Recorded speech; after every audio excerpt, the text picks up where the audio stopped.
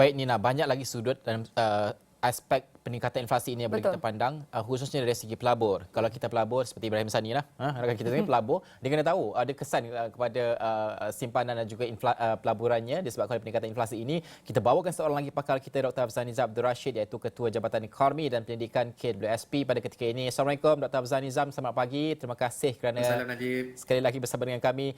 Doktor, angkanya sudah pun kita perolehi. Bagaimana kita melihat dan juga saksikan trend peningkatan inflasi ini yang berlaku disebabkan oleh beberapa faktor? Saya ingin senaraikan, mungkin doktor boleh betulkan jika salah ya.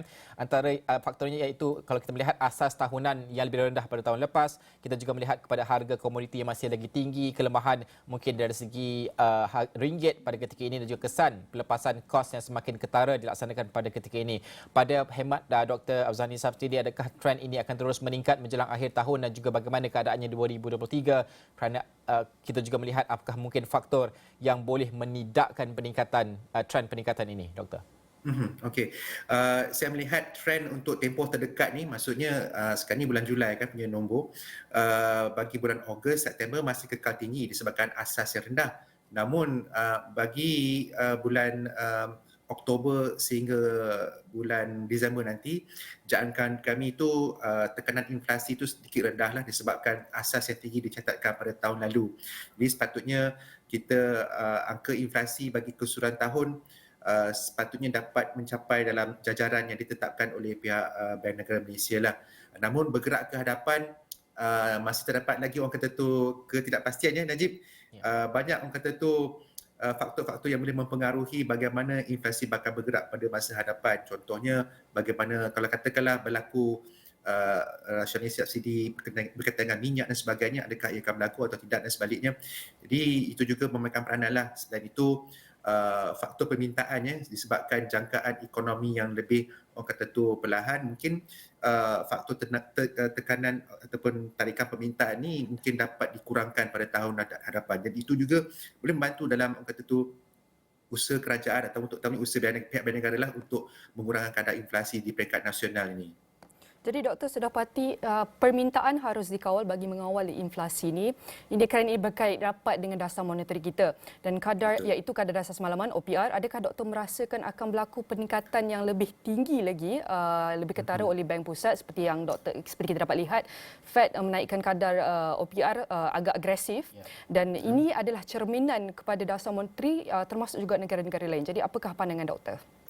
Okey, kalau kita lihat OPR itu sendiri kadar dasar semalaman yang sekarang ini berada pada paras 2.25%. Saya kira itu kadar masih rendah.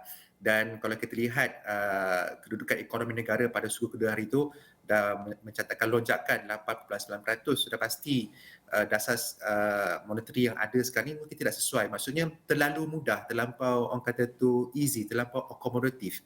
Justru dengan aktiviti ekonomi yang lebih rancak dan terdapatnya tanda-tanda kenaikan inflasi disebabkan faktor tarikan permintaan, justifikasi untuk menaikkan kadar OPR ni sememangnya ada.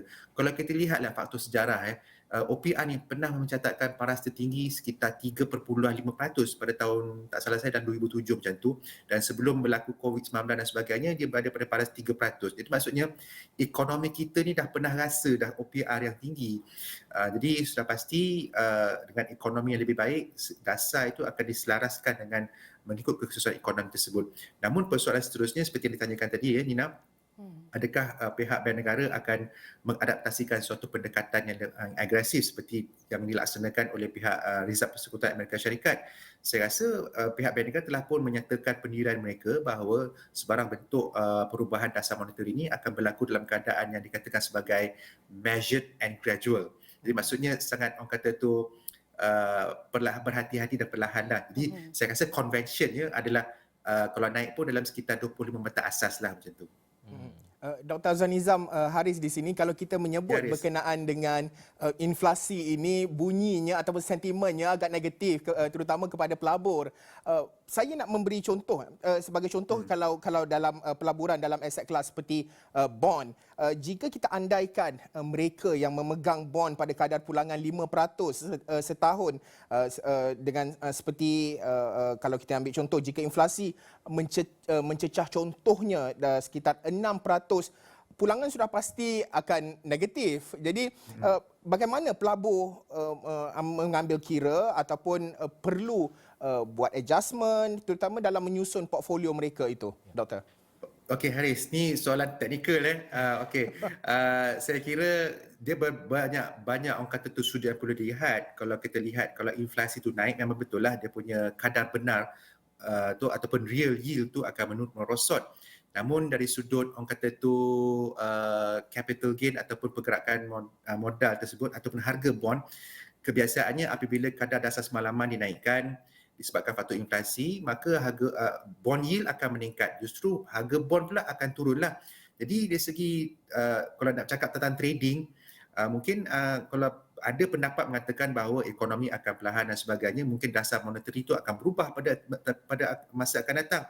Jadi sebenarnya dia mewujudkan suatu bentuk trading opportunity sebenarnya ataupun peluang perdagangan. Itu dari segi perdagangan trading lah dari segi pelaburan.